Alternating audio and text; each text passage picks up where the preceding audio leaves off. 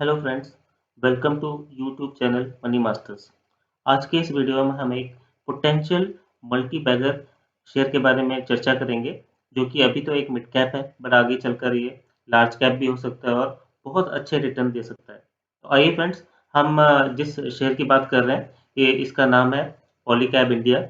और हम ये जानने की कोशिश करते हैं कि किस तरह से मल्टी बैगर रिटर्न दे सकता है, इसके फ्यूचर एस्पेक्ट्स क्या हैं और ये क्यों मल्टी बैगर हो सकता है। पॉलीकैब शेयर क्यों एक मल्टी बैगर हो सकता है? तो सबसे पहले तो हम ये जानने की कोशिश करते हैं कि ये मल्टी बैगर किस वजह से हो सकता है। तो आप फ्रेंड्स देखेंगे कि ये सबसे पहले तो नंबर वन कंपनी है केबल्स एंड वायर्स में। केबल्स एंड वायर्स में इसका 22% मार्केट शेयर। ये एक मिड कैप स्टॉक है और पोटेंशियल लार्ज कैप स्टॉक बनने का पोटेंशियल रखता है ये। और ये अपने फुटप्रिंट्स बढ़ा रहा है एफएमईजी सेक्टर में। एफएमईजी का मतलब है fast moving electrical good sector. तो इसमें बहुत सारी चीजें आती हैं। इसने स्टार्ट किया था केबल्स एंड वायर से, फिर ये स्विचेस में आ गया है और इसके साथ साथ अब ये फैंस और ऐसी बहुत सारी चीजें बना रहा है। तो आप समझ सकते हैं कि जैसे जैसे इंफ्रास्ट्रक्चर प्रोजेक्ट इंडिया में आगे बढ़ रहे हैं और उनका पोटेंशियल आगे बढ़ना ही बढ़ना है, हमें पता है कि इनका मार्केट शेयर बढ़ेगा। तो उसके साथ साथ इस एफएमईजी सेक्टर में भी बहुत अच्छे ग्रोथ के चांसेस हैं और पॉलीकैब शेयर बहुत अच्छा पोटेंशियल रखता है इस सेक्टर को कैप्चर करके। इसके बहुत सारे प्रोडक्ट सेल हो सकते हैं। आप इसका कंपैरिजन हैवेल्स के साथ कर सकते हैं। तो आप देखेंगे कि हैवेल्स का पी बहुत ज़्यादा है, वो ऑलरेडी एक लार्ज कैप स्टॉक हो चुका है और आगे बढ़ चुका है। उसके मुकाबले में पॉलीकैब अभी भी एक मिड कैप स्टॉक है और बहुत अच्छे से ग्रोथ के पोटेंशियल रखता है। जैसा कि हमने डिस्कस किया था कि इसकी थीम एफएमईजी सेक्टर में है, जो कि एक ग्रोइंग सेक्टर है इंडिया में। तो हम इसके बाकी की चीज़ें भी देखते हैं कि इंफ्रास्ट्रक्चर लेवल पे ये कंपनी कैसा परफॉर्म कर रही है। तो हमने देखा कि ये 22% मार्केट शेयर है इसका। इसके पास 23 मैन्युफैक्चरिंग फैसिलिटीज़ हैं इंडिया में। तो ये बहुत बड़ा फिगर है, आप खुद ही समझ सकते हैं। 55 कंट्रीज़ में ये एक्सपोर्ट कर रहा है। 4100 ऑथराइज्ड डिस्ट्रीब्यूटर्स हैं और ये कॉन्स्टेंटली बढ़ रहे हैं। आपने भी देखा होगा मार्केट में, जब यदि आप कुछ अपने इलेक्ट्रिसिटी या कुछ हाउस रिलेटेड प्रोडक्ट खरीदने जाते हैं तो पॉलीकैब आपको अलग से दिखाई देता होगा। तो ये दोस्तों बहुत बड़ा पैमाना होता है इस जानने का कि ये जो शेयर है ये लाइमलाइट में आ रहा है और आगे बढ़ रहा है।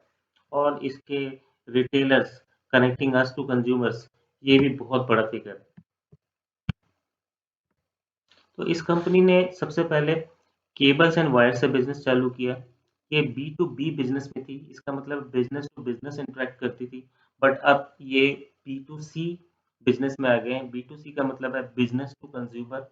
तभी आपको इसका नाम दिखाई देता है, प्रोडक्ट दिखाई देता है। पहले भी इसके प्रोडक्ट थे बट वो दूसरी कंपनियों के बैक में छुपे रहते थे, दिखाई नहीं देते थे। बट अब ये फ्रेम में आगे आने लगा है और पॉपुलर हो रहा है। तो ये एक बहुत बड़ा रीजन है कि आगे चलकर ये एक पोटेंशियल मल्टीबैगर हो सकता है। आइए इस कंपनी की कुछ स्टैटिस्टिक्स भी देख लेते हैं। इसका मार्केट कैप 37,725 करोड़ है। तो ऑलरेडी एक मिड कैप से आगे बढ़ने की चांस में बढ़ गया है।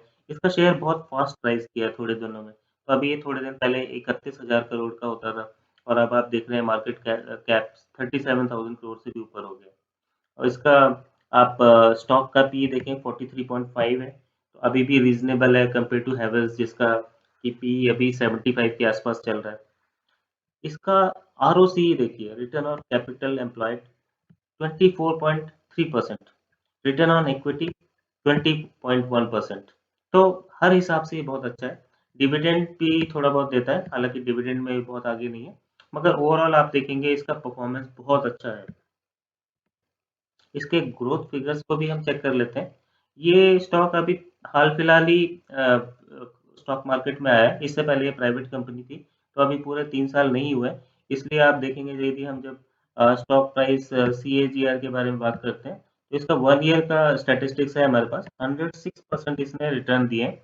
3 ईयर्स, 5 ईयर्स अभी और 10 ईयर्स का ये डेटा नहीं है इसके पास, क्योंकि स्टॉक मार्केट में अभी लिस्टेड हुआ है, 3 साल पूरे नहीं हुए। अब इसके कंपाउंडेड सेल्स ग्रोथ देख लेते हैं हम। तो आप देखिए दिस ईयर ये 42% से ग्रो किया है एक साल में। 3 साल के अंदर आप देखेंगे 10% ग्रोथ हुई है और 5 ईयर्स में 11% ग्रोथ हुई है। तो ग्रोथ अच्छी खासी है। कंपाउंडेड प्रॉफिट ग्रोथ की बात करते हैं तो आप देखेंगे 1 साल के अंदर 7% की ग्रोथ हुई है।